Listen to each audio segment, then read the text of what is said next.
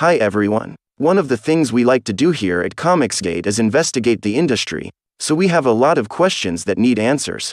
Today's episode is, why is Ethan Van Sciver so fat? After many hours of research and investigation, our team discovered the answer to this question. My name is not important, but I am glad you've accepted my invitation. The following presentation is best fit for the highbrow audience here at Comicsgate, where we hold ourselves to strict standards of clarity and refinement that lesser publications could never hope to reach or understand. So, let's get right into it. Let's win Twitter against a lying, fat, almost 40-year-old man-child that started out as a small tomato farmer, then grew up to be the biggest unemployed shitposter on Twitter. Vince Brucio and Michael Morrissey bring you an in-depth, forensic examination of Ethan Van Sciver's ectrodactyly foot, a deformity that will not surprise longtime fans of this internet agitator and openly gay Trump supporter. If you're interested in how his famously deformed right foot plays into the controversy surrounding this embattled artist, including the loss of his DC Comics work and his financial support from Patreon and other controversial elements, we aim to please. Be sure to check out our previous special edition featuring a spotlight on Mark Waid's allegedly sagging jowls, as well as our deep dive into the mysterious disappearance of Chuck Dixon from mainstream comics. Ethan Van Sciver has a condition called ectrodactyly of the pinky toes. Ethan's ectrodactyly foot is the largest in proportion to his body of any human on Earth. This is due to a birth defect called ectrodactyly. Ethan has his father to thank, the astronaut Frank Van Sciver, who in 1963 was exposed to radioactive rays that mutated his sperm, affecting all his future children, including Ethan. Eyewitnesses report that at the moment of Ethan's first cry, it came out sounding like a puppy choking to death on a tennis ball. Ethan's childhood was a nightmare of bullying at the hands of his peers. Ethan Van Sciver is a comic book artist and writer. He has worked on numerous DC and Marvel comic titles.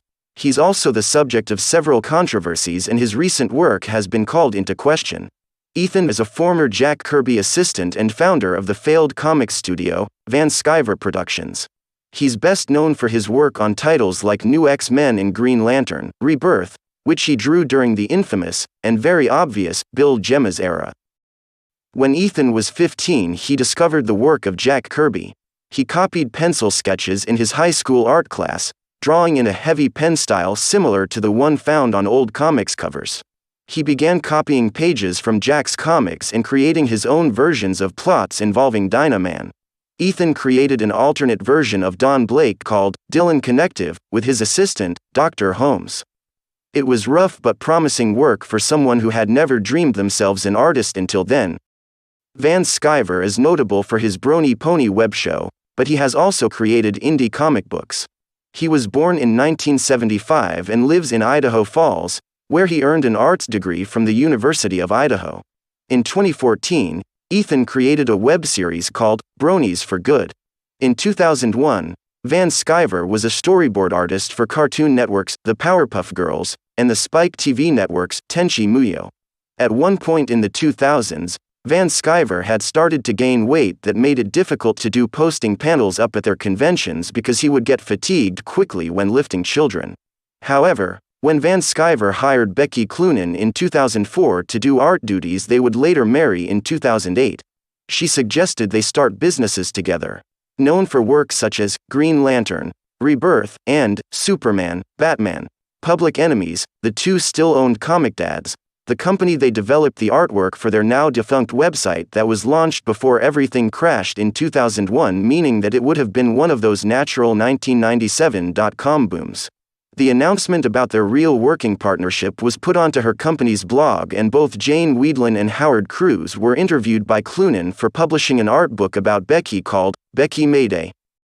During 2006, he was attributed as being one of 3 artists on DC Comics' Batman franchise. In 2009, he began teaching at the School of Visual Arts in New York City, where his students included comic writers Michael Morrissey and Steve Seeley. He taught courses such as scripting, writing dialogue, drawing the human head, storyboarding, planning sequences, women in media and pop culture, and Anime 101. Ethan marries Italian model Cecilia Lang on New Year's Eve 2011. Around 2012, Van Sciver separated from Cecilia and created an internet persona named Cecil Nova. In 2015, he continued to write and draw comics for Marvel that include Cyborg Captain America and Vindicator Andrew Wheeler. Ethan Van Sciver is a fat man. Ethan Van Sciver is so fat he constantly complains about not being able to eat any food because it all makes him feel bloated and gross. Ethan Van Sciver is an American artist, writer and art director. He began his career in 1989 while working on The Flash, number 30 with Geoff Johns, although he did not receive formal training.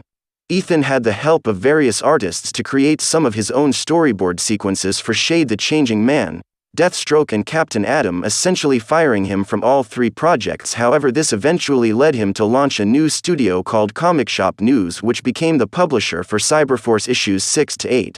He has also authored 6 books dealing with drawing techniques for comics and is currently writing creator-owned work for Image Comics, including Aspen during 2009 after winning their talent search contest in 2005, having resigned from DC Comics staff in 2008 and working with independent publishers like Vault Entertainment during 1994 to 1997, where he was involved with Cyberspace Trip stories alongside Kurt Swan, another well-known illustrator.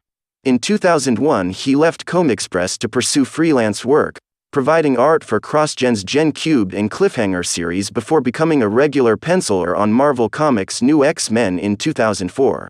Late 2003 saw Ethan take a tenure at Image Comics, where he worked concurrently with his role as artist on the television adaptation of the Sin City comics by Frank Miller. In 2006, Ethan became lead artist of writer Geoff Johns' run on The Flash series, which lasted nearly 2 years, also working for DC during this time with Justice Society of America. Notably, Van Sciver is known for contributing significant parts of the controversial story Batwoman, Elegy, 2009. His early 2010s work include issues 1 through 16 of the Fury of Firestorm comic book title, which finished its publication later that year after 36 years, followed by Dynamite Entertainment's continuation entitled Project Superpowers, which was later renamed to Powers, debuting with an issue. There was some backlash online over comments on his Twitter feed. One September 4, 2017 tweet saw Van Sciver posting an image with him appearing overweight and captioning it, "This has been my reality since I went vegan more than 2 years ago. I'm not normally one to call people out for being fat. But I don't think anyone's mentioned the fact that Ethan Van Sciver is really fat. Yet he insists on wearing tight clothing publicly, which attract more attention to how big his gut hangs over his belt." Now Ethan says he has struggled with weight all of his life and can name medical reasons behind it. Nobody is trying to discount that or diminish your struggle with obesity, Ethan. However, there are ways you could go about solving this problem instead of continuing it in an attempt to push a few extra buttons on some keyboard warrior's feelings machines by playing up whatever sickness you're suffering from in order to garner sympathy so you can stroke your own ego while defying stereotypes against heavy people who rock spandex shorts every day of their lives at conventions across North America. That includes Toronto. Ethan Van Sciver just can't stop falling down or getting injured. The latest came on Monday, when he fell off his bike and injured his lower back. The fall was captured by a biker who called out Van Sciver for his fat rolls, telling him to get a gym membership. He also asked the comic book writer to step away from the cheeseburger. The latest fall comes weeks after Van Sciver went on a tirade with Comicsgate anti-diversity movement creator and Marvel Comics artist Chris D'Elia over a sketch of what would turn into the character Cecil Says, which was fat-shamed by Mr. D'Elia. On March 7, 2018 at 8:43 a.m., fat idiot Ethan Van Sciver was informed by his wife to get off the couch and get ready to go.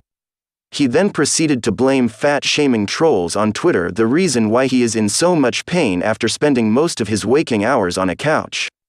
He then went to a doctor and discovered he had injured his back while being fat and being ungraceful. The doctor told him that he needs to lose weight so he can be less fat, and so he can move around more efficiently and stop injuring himself. Ethan responded by waving his arm, saying that people are fat-shaming him by telling him to lose weight, when he is fat and their words hurt him. Today, We explore the queer theory implications of men identifying themselves proudly as men no matter what physical shape they are in because weight-challenged masculinity matters too much even though the consequences might be surrendering personal hygiene completely or end up like poor Ethan, self-diagnosing himself with malignant obesity, and undergoing experimental treatment he voluntarily signed up for, receiving injections of an anti-inflammatory agent called Celestone following surgery on both sides of his brain. He remains hopeful that the drug will help control his weight without any lasting side effects. Van Sciver's preoccupation with fatness may stem from what might be considered a typical male fear that society equates beauty with thinness because overweight masculinity is suppressed as less desirable to normal America. Van Sciver has certainly done much work dedicated to the issue throughout his artistic career, making taut conclusions or observations about how disdainfully accepted overweight men are in today's society, even though they are often relegated to stereotypical situations like being CEOs or lawyers who live at their desks, either way maintaining their success. After a health scare that left him unable to use either hand following a fat-subtracting treatment gone wrong, Ethan found himself a topic of conversation among both fans and foes alike, ranging from Comicsgate supporters to SJWs. Everybody was voicing their opinion on what they should do with this artist who couldn't put pencil to paper any longer. Ethan Van Sciver was in a serious health struggle when he fought with an abundance of obesity coupled with injuries from his trade, which left him unable to use both hands, having lost his ability to tell pencil lines apart on the page. A fat-subtracting treatment gone wrong made his stomach inflate dangerously high for years, but after all that time it seemed like there was no end in sight until one fateful day when Ethan finally became the one thing people had never expected him to be: self-composed. In what is sure to be a landmark achievement for artistic excellence and overcoming adversity, artist Ethan Van Sciver has recently taught himself how to draw using his feet. No one can argue that this isn't truly a testament to the power of comics. This brave, athletic, overweight hero single-handedly turned the artistic industry on its head. He taught himself to use his ectrodactyly feet to draw. Ethan Van Sciver's life was one full of struggle. However, he persevered in the face of all odds, and now his balding, fat head needs no introduction around town anymore because this comic book-loving geek is finally famous for something.